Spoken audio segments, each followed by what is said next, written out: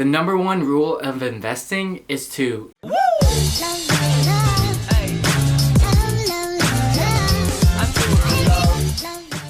You've probably heard of the power called compound interest, which lets you grow your wealth exponentially over time. And now you want to achieve said result through investing. Investing can be daunting for beginners because of all the jargon and conflicting interest on where to invest and what to invest in. What's an index fund, mutual fund, or ETF? Should I invest in individual stocks or Bitcoin? How should I allocate my portfolio? In this video, we're gonna dive in and make everything understandable.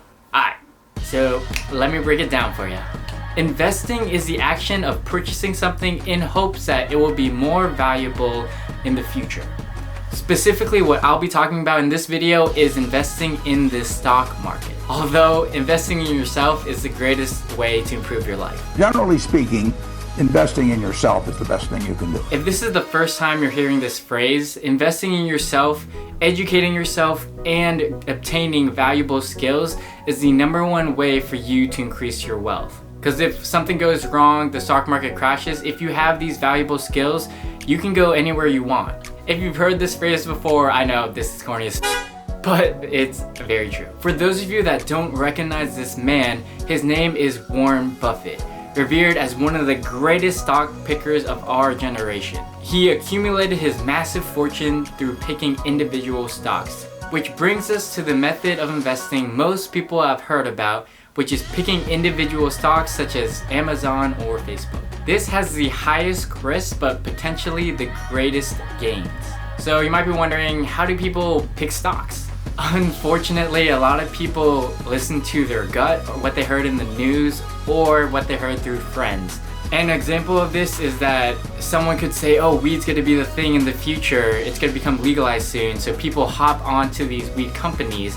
Another one is Bitcoin, where just people told other people to hurry up, buy in before it becomes super expensive. And there was a rapid incline for a few weeks, and ultimately they busted. Many people lost tons of money. The number one rule of investing is to not talk about investing. Just kidding, it's don't invest in what you don't understand.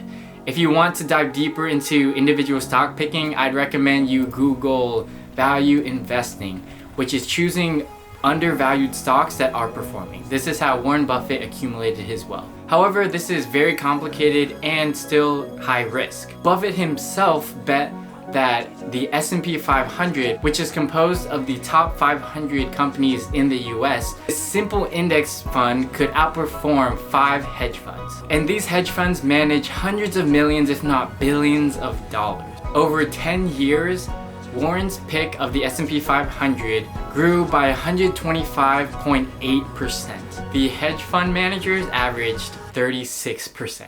Which is why the investment strategy Warren Buffett told his wife when he passes away is to simply just invest 90% into a broad index fund such as the S&P 500 and 10% into bonds, which are loans that you give to governments or corporations that return a fixed rate.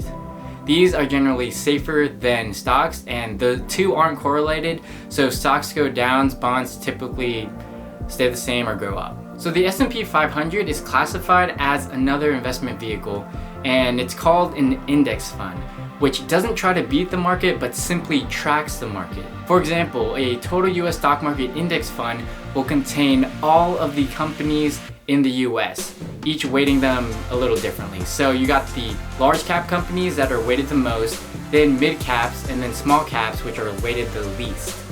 But with an index fund, you're owning every single company within that specific category. So you could have index funds for tech, the entire US market, international stocks, and many more.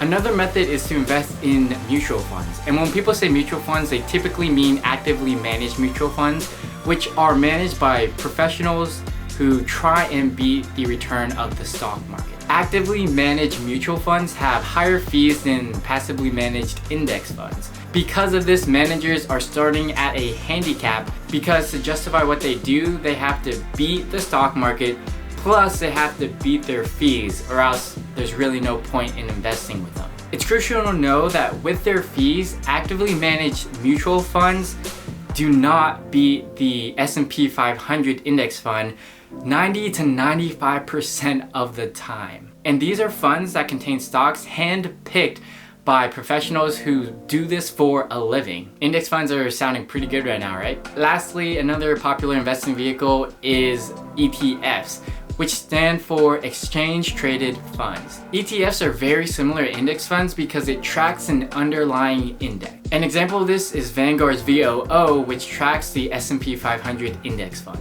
An ETF can contain many different types of investments, such as stocks or commodities such as gold and silver. Unlike index funds, these ETFs can be traded like stocks, so you can buy and sell multiple shares of an ETF and the price fluctuates throughout the day. Unlike an index fund or mutual fund where the price is set at the end of the day. There are a couple other differences between ETFs and index funds, but the biggest one that you should know is that the minimum dollars you need to invest in an ETF is the price of one share of ETF. Whereas in an index fund or mutual fund, you typically need to meet a minimum threshold. So for Vanguard's most popular ones, their minimum is $3,000. And the perks of these index funds is that you can actually set the exact dollar amount that you want to purchase. So you can own a percentage of shares, whereas an ETF, you need to actually purchase the entire share. So we have individual stocks, index funds, mutual funds, and ETFs. These are the most popular vehicles that investors purchase. In the next video, we're going to go over where exactly to invest in, which platforms are recommended and which are not. Be sure to give this video a thumbs up and subscribe and hit the notification bell for weekly videos on money and minimalism. Peace!